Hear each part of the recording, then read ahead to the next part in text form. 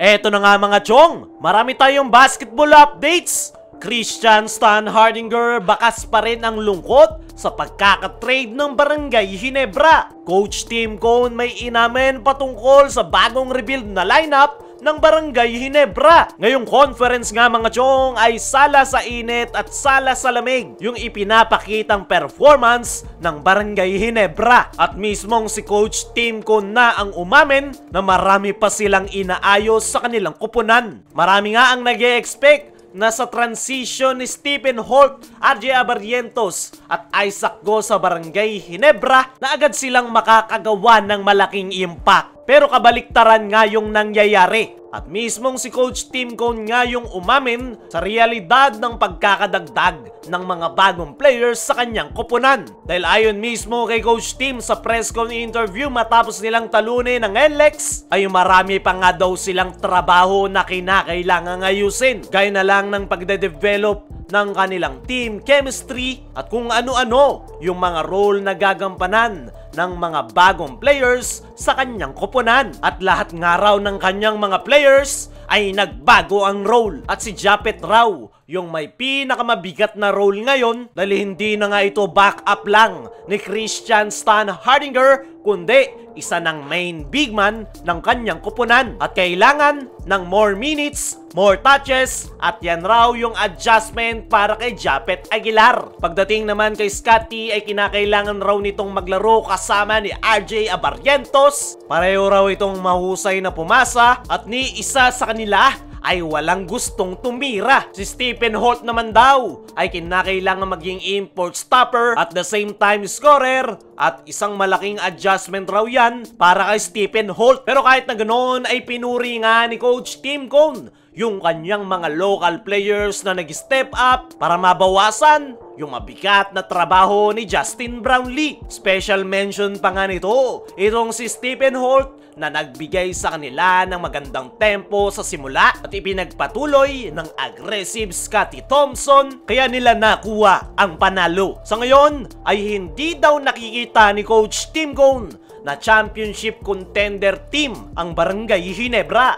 Hindi daw nila po pwedeng i-rush yung kanilang performance to a championship contender team dahil marami pa nga daw silang kinakailangang ayusin gaya na lang ng pagbuo ng kanilang solid team chemistry at pag-figure out kung ano-ano talaga yung magiging role ng kanyang mga players. Dahil as of now ay nasa adjustment period pa rin yung kanyang mga players at sinusubukan pa rin daw nilang hanapin hanggang sa ngayon kung anong klaseng atake yung nababagay sa kanilang bagong rebuild na lineup. Ang gagawin lang daw nila ngayon ay kung ano yung mga kaya nilang gawin. Gaya na lang ng pagbuo ng chemistry at diyan nga daw sila magsisimula hanggang maibalik ang kanilang poise at maging isang championship contender team. Para sa akin mga chong ay ang pagkakapanalo ng Barangay Ginebra kontra NLEX Road Warriors ay malaking boost para sa kupunan ni Coach Tim Cone dahil yan nga yung momentum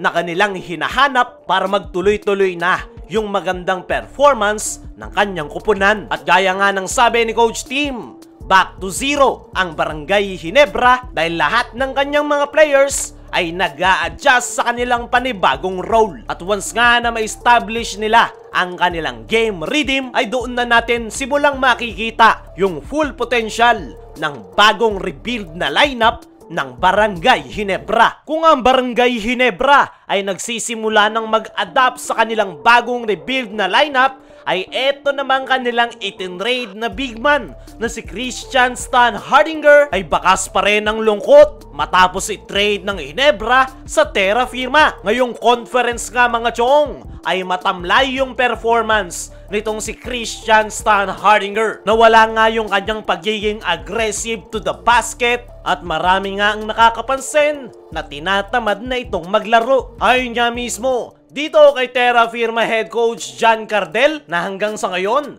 ay nasa adjustment period pa rin daw si Christian Stan Hardinger at ramdam daw talaga nila yung lungkot sa nasabing big man kahit pa hindi nito sinasabi. Ramdam nga raw yan ni Coach John Gardel dahil napakatahimik lang daw nito sa kanilang team practice. Palagi nga lang daw itong mag-isa sa sulok at talagang dinadamdam niya yung pagkakatrade sa kanya ng Barangay Ginebra. Sumasabay naman daw ito sa kanilang team practice pero napakalayo raw sa kanilang expectation at mukhang napamahal na daw talaga ito sa kanyang dating koponan na Barangay Ginebra. Pero ang magandang araw ngayon kay Sistan ay nagsisimula na daw nitong maibalik yung kanyang sigla dahil kontra Magnolia Hotshots ay nakapagtala nga ito ng 22 points at 12 rebounds. Bigo silang makuha ang panalo pero masaya si Coach John Gardel na nagsisimula ng bumalik yung dating Christian Stan Hardinger. Para sa akin mga chong, ay mukhang naninibago itong si Christian Stan Hardinger sa Terra Firma Jeep dahil ibang-iba talaga yung kanyang ipinapakitang performance ngayon kumpara noong naglalaro ito sa Barangay Ginebra. At hindi nga natin masisisi si Sistan dahil hindi nga madali para sa kanya ang mag-adjust dahil nasanay na nga ito sa kanyang dating role noon sa Barangay Ginebra. At kahit hindi nga sabihin ni Sistan na malungkot ito sa pagkakatrade sa kanya ng dating koponan, nagre-reflect nga yan sa kanyang performance ngayong conference kung saan matamlay talaga yung kanyang ipinapakitang laro at mismong si Coach John Gardel na ang nakakapansin yan sa kanilang team practice. Kayo mga chong, ano ang masasabi nyo sa video natin patungkol sa pag-a-adjust ng Ginebra sa kanilang bagong rebuild na lineup at patungkol dito kay Christian Stan Hardinger? I-comment mo lang dyan sa ibaba.